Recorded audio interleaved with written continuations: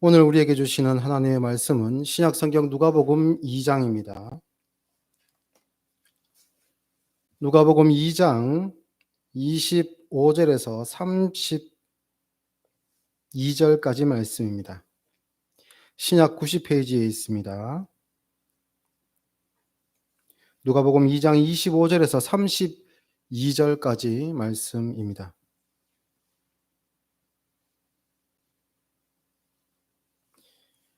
다 같이 하나님의 말씀을 받들어 읽겠습니다. 예루살렘에 시므온이라 하는 사람이 있으니 이 사람은 의롭고 경건하여 이스라엘의 위로를 기다리는 자라. 성령이 그 위에 계시더라.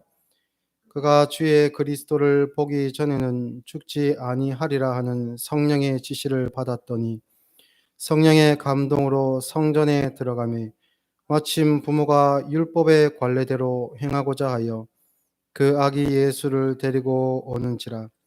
시므온이 아기를 안고 하나님을 찬송하여 이르되 주제여 이제는 말씀하신 대로 종을 평안히 놓아 주시는도다. 내 눈이 주의 구원을 보았사오니 이는 만민 앞에 예비하신 것이요 이방을 비추는 빛이요 주의 백성 이스라엘의 영광이니이다 하니. 아멘. 대림절 세 번째 주일을 보내고 있습니다. 우리는 이 기간 동안에 예수님의 나심이 어떤 의미를 가지는가에 대해서 계속해서 살피면서 성탄절을 준비하고 또 그 의미를 되새기는 그런 절기로 기간으로 보내고 있습니다. 오늘도 누가복음 2장 25절부터 32절까지의 말씀을 통해서 예수님의 나심이 어떤 의미가 있는가, 그래서 진정한 성탄의 의미가 어떤 것인가를 살펴보도록 하겠습니다. 지금으로부터 약 2000년 전에 이스라엘에 시므온이라는 사람이 있었습니다. 그는 오늘 본문 읽은 것처럼 의롭고 경건한 사람이었다라고 합니다. 종교적으로 보았을 때에 의롭고 경건하다 하면 다른 평가가 필요가 없죠. 이 사람은 합격 할 정도의 아주 모범적인 신앙인이라고 할 수 있습니다. 그러나 그가 개인의 신앙으로 볼 때 모범적이었을 뿐만 아니라 그가 했던 역할이 굉장히 중요하기 때문에 오늘 성경에 등장하고 있는데요. 그를 통해 하나님께서 우리에게 주시는 메시지는 바로 이스라엘의 위로가 무엇인가라는 것입니다. 시므온은 물론 개인의 삶을 살아왔기 때문에 개인적으로도 위로가 필요한 사람이었을 수 있습니다. 시므온이 개인사가 어떤지, 그 가정이 어떤지 정확히 알 수 없지만 우리가 일상생활을 영위해 나가는 것처럼 그도 삶을 살았을 것입니다. 밥은 먹어야죠. 일은 해야죠. 가정은 돌보아야죠. 그래서 사람으로서 해야 되는 그 모든 행위들이 그에게도 분명히 있었을 것으로 예상합니다. 그러면 그 삶은 분명히 고달픈 과정들이 있었을 것이고, 그리고 그가 우리가 지금 겪는 것과 똑같다고 할 수 없지만 그 삶에서 불만이나 불만족함이 분명히 있었을 것입니다. 그런데 시므온이 이 신앙을 통해서 하나님 앞에 바랬던 것은 자신의 위로가 아니었습니다. 내게 있는 삶의 문제를 해결하는 것이 가장 근본적인 어떤 신앙의 목적이 아니었습니다. 그에게는 하나님께서 주신 아주 특별한 사명이 있었는데요. 그것이 뭐냐면 25절과 26절에 우리가 읽은 것처럼 그가 죽지 아니할 것이다. 언제까지요? 하나님의 그리스도를 볼 때까지. 이것이 그냥 쉽게 생각하면 저 사람이 그리스도다. 하나님께서 보내신 그리스도다. 이렇게 생각하면 쉽겠지만 그렇지 않습니다. 우리는 말씀을 알고 있기 때문에 구약 성경, 그러니까 예수님께서 오시기 전까지의 이스라엘의 역사를 기록한 그 구약 성경을 통해 우리가 알고 있는 것처럼 그들이 얼마나 긴 세월 동안 메시아 그리스도를 기다렸는가, 얼마나 구원자를 기다렸는가. 모세 역시 그러하였고 다윗도 그러하였고 솔로몬도 그러하였고 구약의 모든 선지자들이 얼마나 하나님 앞에 몸부림치며 그리스도, 다른 말로 표현하면 구원자를 기다렸는가. 그것을 안다면 이 한 시점, 약 2000년 전에 이 시므온이 살았던 그 시점에 야, 네가 죽기 전에는 그리스도가 오실 것이다. 네가 살아생전에 너 두 눈으로 그리스도를 보게 될 것이다라는 하나님의 말씀이 자기에게 얼마나 큰 의미로 다가왔을 것인가, 이것을 짐작해 볼 수가 있습니다. 그런데 이 위로라는 단어를 지금 그 신약 성경 원어 성경인 헬라어 성경, 그러니까 그리스어 성경에는 파라칼레오라는 단어에서 그것을 이제 원형을 가지고 오고 있습니다. 이 파라칼레오라는 말은 어떤 뜻이냐면요, 누구의 곁으로 부르다라는 뜻이 있습니다. 곁으로 부르다. 그래서 위로라는 뜻이 어떤 의미냐? 말로 좋은 이야기를 하고 뭐 괜찮을 거야, 나아질 거야, 이렇게 말로만 하는 것이 아니라 그를 나의 옆에 두고 또는 내가 그의 옆에 가는 것. 그래서 함께 있는 것을 위로라고 합니다. 그래서 하나님의 위로, 이스라엘 백성들, 하나님의 백성들이 하나님께 받아야 될 위로는 어떻게 행해지는가? 반드시 하나님께서 이스라엘, 그 백성들과 함께 하시는 것으로만 끼칠 수 있는 것이 참된 위로다라고 할 수 있습니다. 그래서 다른 성경 로마서 12장 15절에는 즐거워하는 자들과 함께 즐거워하고 우는 자들과 함께 울라라는 말씀이 있습니다. 이것처럼 성경에서의 위로는 그저 좋은 말 해주는 것, 잘 될 거야 라는 그런 말 해주는 것으로 끝나는 것이 아니라 그와 함께하고, 공간적으로 함께하는 것을 넘어서서 그와 정서적으로 교감하고, 그의 아픔을 나의 아픔으로, 또한 그의 기쁨을 나의 기쁨으로 여기는 것, 그것이 바로 성경이 이야기하는 참된 위로의 의미입니다.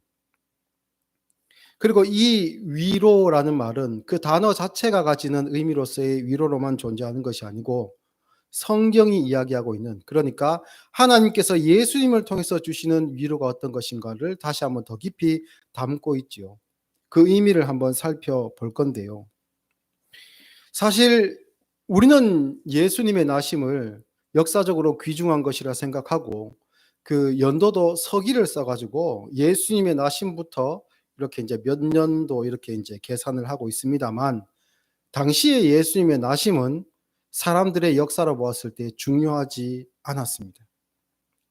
주목받지 못하는 아이의 출생이었습니다. 어떤 이름 있는 가문이나 왕가의 자제로 태어났으면 그는 주목받고 세상의 역사에 기록되었을 것인데 누구의 주목도 받지 못했습니다. 별이 동방박사들을 인도하지 않았다면, 그리고 천사들이 목자들에게 나타나지 않았다면 예수님은 자신의 나심에 대한 축하를 누구에게도 받지 못했을 것입니다.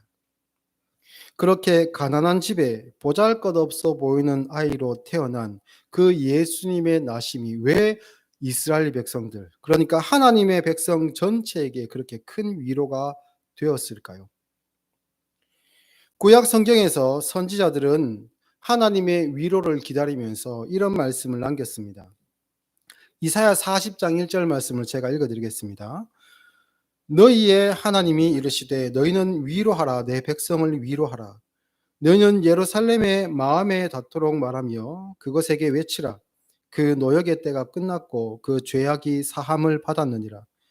그의 모든 죄로 말미암아 여호와의 손에서 벌을 배나 받았느니라 할지니라 하시니라. 이 이야기는 역사적인 사건을 배경으로 하고 있는데요. 이스라엘 백성들이 멸망을 당한 시점이 있었습니다. 멸망당해서 바벨론이라는 나라의 포로로 끌려가고 그 나라는 완전히 망한 때가 있었는데요. 그것은 성경이 이야기할 때 그 사건이 그렇게 된 것은 이스라엘의 범죄로 말미암아 그렇게 되었다라고 이야기합니다. 그런데 하나님께서 범죄로 말미암아 포로로 끌려갔던, 다른 나라의 포로로 끌려갔던 그 이스라엘 백성들을 위로하시는데 그 위로는 어떤 식으로 나타나야 될까요? 단순히 말로 "너가 괜찮을 거야. 뭐 거기서도 삶은 연속되니까 거기서 잘 적응하고 살아." 이런 말로 하나님께서 위로하시는 것은 위로가 안 됩니다. 하나님께서 그들을 찾아오시고 그들을 노예 생활로부터 해방시키시고 그 포로된 자리에서부터 원래 하나님께서 약속하셨던 그 약속의 땅으로 불러들이는 것이 그들에게 위로이겠지요.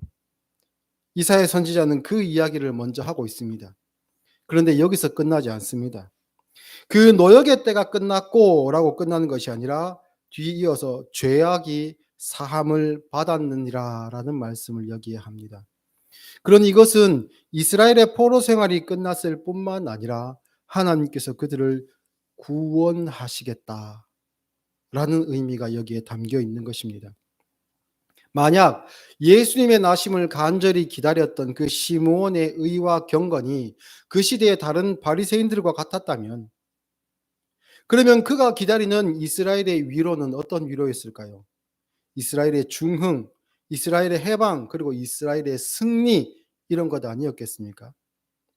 그런데 시므온이 하나님의 은혜로 말미암아 보게 된 하나님의 그 위로는 한 아이, 가난해 보이는 부모의 손에 안겨서 성전으로 들려오는 그 아이, 심지어는 이 아이의 정결 예식을 위해서 제물을 바칠 때에 보통은 1년 된 양을 바치게 되어 있는데, 가난한 자를 위해서 율법에서는 배려한 부분들이 있는데요, 비둘기를 드릴 수 있도록 가난한 집에 한해서 이렇게 허용을 하고 있습니다. 산비둘기나 집비둘기를 이렇게 드릴 수 있도록 했는데요, 이 예수님의 부모들은 가난한 집이었기 때문에 이 예수님의 정결 예식을 위해서 성전으로 들어와서 예물을 드릴 때에 비둘기로 하나님께 예물을 드려야만 했습니다. 당시에 성전에는 아주 많은 사람들이 있었을 것입니다. 그 중에는 다른 예식들이나 또한 다른 예물을 드리기 위해서 왔던 수많은 사람들이 있었을 것입니다. 옷을 화려하게 입은 사람, 또는 큰 재물 가지고 온 사람, 그리고 송아지 예물이나 양을 하나님께 바치기 위해서 가지고 온 사람, 그런 사람들은 누가 보기에도 부자처럼 보이고 영향력 있는 사람처럼 보이고, 그러니까 그런 사람들은 주목하겠지요. 그런데 반면에 남루하게 입고 갖추어 입지 못하고, 그리고 하나님께 드리는 제물 또한 비둘기 한 쌍을 가지고 와서 드리는 사람들이 있다고 했을 때에 그 공간에 있는 사람들이 그들을 주목했을까요? 아니죠. 보잘것없는 사람들이라 생각하여 주목하지 않았습니다. 그런데 경건했던, 의와 경건이 있었던 그 시므온의 눈에는 그 모습이 하나님의 영광으로 보였습니다. 온갖 좋은 건축 자재들로 이루어진 그 성전 안에 휘황찬란한 사람들이 모여 있고, 그 건물의 규모에 감동하고 자기의 부를 그 종교적인 자리에서조차 자랑하고 있는 그러한 공간 속에서 마치 따로 떨어져 있는 작은 무인도와 같은 그러한 아주 낯설은 광경이 펼쳐지고 있는 것이지요. 야고보서 2장 1절 말씀을 보면 제가 읽어 드리겠습니다. 내 형제들아, 영광의 주 곧 우리 주 예수 그리스도에 대한 믿음을 너희가 가졌으니 사람을 차별하여 대하지 말라. 만일 너희 회당에 금 가락지를 끼고 아름다운 옷을 입은 사람이 들어오고 또 남루한 옷을 입은 사람, 가난한 사람이 들어올 때에 너희가 아름다운 옷을 입은 자를 눈여겨보고 말하되 여기 좋은 자리에 앉으소서 하고, 또 가난한 자에게 말하되 너는 거기에 서 있든지 내 발등상 아래에 앉으라 하면 너희끼리 서로 차별하며 악한 생각으로 판단하는 자가 되는 것이 아니냐. 가난이 선이라고 말하는 것이 아닙니다. 부자가 악이라고 말하는 것도 아닙니다. 구원에 있어서 조건을 따지는 것, 인간적인 눈으로 조건을 따지고 그들에게 차별을 두는 것, 그것이 불신앙임을 이야기하고 있는 것이죠. 그래서 하나님은 마치 밭에 감추인 보화와 같이 예수님, 가난한 집에서 태어나셨던 그 아기 예수님의 모습을 통해 하나님은 구원을 세상에 대해서 감추셨습니다. 구원이 무엇인지 알지 못하는 사람들, 그들에게는 예수님의 모습은 그리스도답지 않은 모습이었을 것입니다.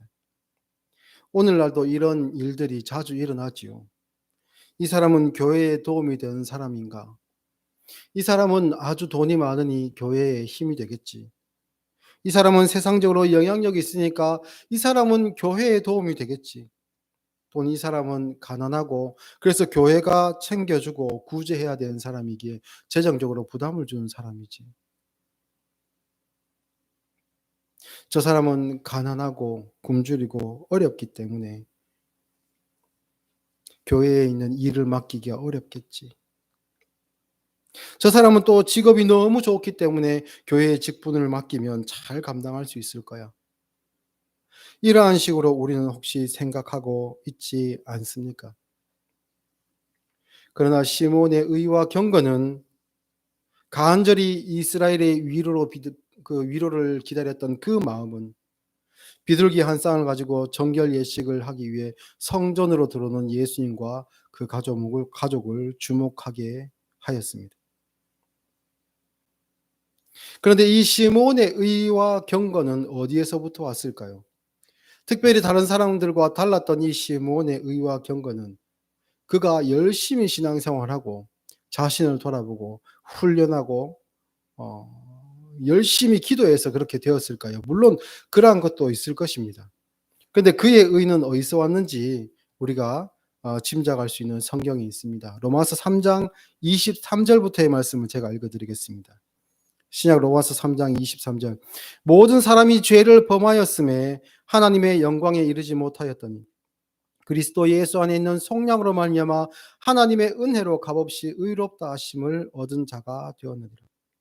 이 예수를 하나님이 그의 피로써 믿음으로 말미암아 화목 제물로 세우셨으니 이는 하나님께서 길이 참으시는 중에 전에 지은 죄를 간과하심으로 자기의 의로우심을 나타내려 하심이니 곧 이때에 자기의 의로우심을 나타내사 자기도 의로우시며 또한 예수 믿는 자를 의롭게 하려 하심이라.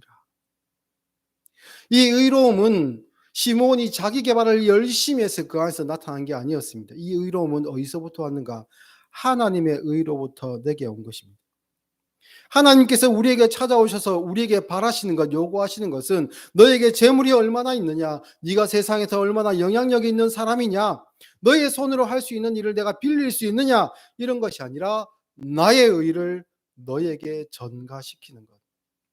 쉽게 말씀드려서 너의 성품이 나의 성품을 담는 것. 너의 가치관이 나의 가치관으로 바뀌는 것. 그것을 하나님께서는 간절히 원하고 계신다는 것이죠. 시몬의 의로움은 하나님의 의로우심에서 왔습니다. 하나님의 의로움을 닮은 그 시몬, 하나님의 뜻을 받들어 성전을 지키고 있었던 그 시몬, 자기가 알고 있는 경건하고 의로우신 하나님의 모습을 악의로우신 예수님이라는 세상적으로 보면 어떻게 보면 감추어진 그 요소로 오셨지만 그 예수님을 알아볼 수 있게 되었던 것이지요. 예수님을 만난 시몬은 하나님을 찬양합니다. 그래서 29절과 30절 말씀을 쭉 보면 주제여 이제는 말씀하신 대로 종을 평안히 놓아주시는도다. 내 눈이 주의 구원을 보았사오니라고 합니다. 아직 예수님께서 사역을 하시기 전의 이야기입니다. 어린아이의 모습으로 어머니의 손에 안겨있는 예수님을 보고 하는 말입니다. 하나님이시지만 어린 어머니, 당시에 예수님의 모친 마리아는 10대 후반으로 추정됩니다. 첫 아기를 낳았으니 얼마나 미숙하겠습니까? 하나님이신 예수님께서 자신의 생명을 그 어린 여인에게 맡겨 놓으신 것이지요. 세례 요한의 증언이나 십자가 사역도 없을 그때에 시므온은 하나님의 구원을 보고 고백하고 있습니다. 그리고 여기서 우리가 주목해야 될 부분이 있는데요. 시므온이 고백했던 주제여라는 이 단어입니다. 이 단어는 지금은 우리나라에서는 잘 쓰고 있지는 않지요. 그런데 원래 뜻은 주님이라는 뜻과 거의 비슷하게 사용되고 있습니다. 성경에 보면 주여 또는 주님이라는 단어가 많이 사용되는데요. 대표적으로 사용되는 주님이라는 단어는 퀴리오스라는 단어로 헬라어로 많이 쓰입니다. 이 퀴리오스라는 단어는 성경에 약 700번 이상 자주 사용된 단어인데요. 오늘 본문에 있는 주제여라는 주님이라는 이 단어는 조금 다른 표현, 데스포테스라는 그 헬라어로 이렇게 사용되었습니다. 이 말은 단순히 주님이라는 것으로 끝나는 것이 아니라 당신은 나의 주인이시고 나는 당신의 종입니다. 라는 의미가 동시에 포함되어 있습니다. 관계를 의미하는 것이지요. 하나님은 창세기에 기록된 것처럼 자신의 형상을 따라 창조하신 그 사람에 대해서 창조주로서 책임질 그 모든 책임을 하나님께서는 신실하게 지고 계십니다. 우리는 하나님이 너무 멀리 계신 것처럼 느껴지고 눈에 보이지 않기 때문에 하나님은 무슨 법칙처럼 계신 것 같고 율법으로 존재하는 것 같고 내 머릿속에서 의라고 생각하는 것들을 쭉 적어 놓고 그런 것들을 바라고 요구하시고 만약 거기에 미치지 못하시면 채찍질하시고 평가하시는 그런 분으로만 우리는 생각하시는데 하나님은 그런 분이 아닙니다. 하나님은 자신을 배반하고 저버린 인간의 범죄를 그저 죄값을 네가 지었으니 네가 이 죄값을 져라라는 것으로 그들을 처단해 버리는 방식으로 그 책임을 회피해 하시는 분이 아닙니다. 자기의 소유인 그 백성들을 끝까지 책임지시는 분이 바로 하나님이시지요. 그 책임을 지시기 위해 예수님을, 자기의 아들을, 자기 자신을 우리에게 보내주신 것입니다. 사실 예수님이 아직 복음을 전하시지도 병자를 고치거나 죽은 사람을 살리시지도 그리고 십자가를 지시지 않은 그때에 시므온은 예수님의 그 모습을 보고 하나님을 깨닫게 되었죠. 이 하나님은 어떠한 분인가? 자기 백성을 포기하지 아니하심으로 이스라엘의 역사 중에서 우리가 잘 살펴보면 모세와도 밀당을 하시고 말다툼까지 하시고 밀고 당기면서 꾸짖기도 하시고 그가 스스로 하나님을 인정하고 순종할 때까지 기다려 주시기도 합니다. 야곱과의 사건을 이렇게 보아도 야곱의 고집을 그저 힘으로 짓눌러 버리지 않으시고 그와 씨름하시면서 기다려 주십니다. 또한 아브라함이 100세가 넘어 소망이 끊어진 것과 같이 되었을 때 그때 그는 완전히 믿음을 잃어버린 것처럼 보이고 그래서 하나님의 약속을 온전히 의지하지 못한 것처럼 보일 때 그때에도 하나님은 그를 향한 신뢰를 거두지 않으십니다. 그리고 그가 완전히 하나님을 믿게 될 때까지 기다려 주시고 참아 주십니다. 때가 되어 그 백성을 구원하시기 위해 창조주께서 피조물의 모습으로 그것도 가장 연약한 모습으로 우리에게 오셨습니다. 사랑하는 성도 여러분, 그 모습에서 우리는 하나님의 위로를 볼 수 있어야 됩니다. 우리는 하나님께서 성령님을 통해 우리와 함께 하시는 이 위로의 시대를 살고 있기에 우리 믿는 자들은 그렇지 않은 사람들에게 대해서 하나님의 위로의 소식을 전하는 그러한 사람들이 되었습니다. 하나님은 예수님을 우리에게 보내주실 때 나팔을 불며 하늘에서 천사들을 대동시켜 예수님을 보내지 않으셨습니다. 힘자랑하고 윽박지르고 고개도 들지 못하도록 하지 않으셨습니다. 연약하고 가난한 목수의 가정에서 나게 하셨고 아직 미숙한 어머니의 손에 자기의 생명을 맡기셨습니다. 그렇게 우리의 곁으로 오셨고 그리고 우리의 참된 위로가 되셨습니다. 그래서 그 모습을 담는 것이 바로 우리 그리스도인의 경건이요 의로움이라고 할 수 있습니다. 사랑하는 성도 여러분, 세상의 눈으로 사람을 판단하지 마시고 그리고 재단하지 마시고 예전에 우리처럼 위로를 기다리는 한 영혼으로 바라보십시오. 우리의 삶을 통해 사람들이 하나님의 의로움을 보게 하십시오. 시므온을 통해 그리하셨던 것처럼. 대부분의 사람들이 성탄절을 자기 나름대로의 이벤트로 소비하고 있지만은 우리만이라도 한 사람, 한 영혼에게 예수님의 나심과 참된 위로가 여기에 있다는 것을 보여주십시오. 그 방법은 우리가 하나님과 함께 함으로 그 일을 닮아 우리 삶으로 보여주는 것밖에 없습니다. 예수님께서 우리에게 함께 하셨던 것처럼 마음을 다해 함께 하셨던 것처럼 우리 또한 이웃을 대할 때 마음으로 함께 하시고 우리의 인격이 하나님을 닮은 부분이 어떠한 것인지 예수님의 나심의 모습을 알아보았던 시몬의 눈으로 그들에게 보여주시고 그리고 하나님께서 우리에게 모든 것을 생명까지도 희생하셨던 것처럼 우리 또한 이웃에게 그런 삶을 살았을 때 그들도 하나님의 의가 무엇인지 경건이 무엇인지 그리고 나아가 하나님의 위로가 무엇인지 알게 될 것입니다. 여러분의 삶에 이러한 은혜가 있기를 바랍니다. 여러분의 삶이 복음이 될 수 있기를 바랍니다. 그리고 여러분의 삶에 하나님의 위로와 생명, 영혼의 구원이라는 기적이 일어날 수 있기를 예수님의 이름으로 축복합니다. 기도하겠습니다.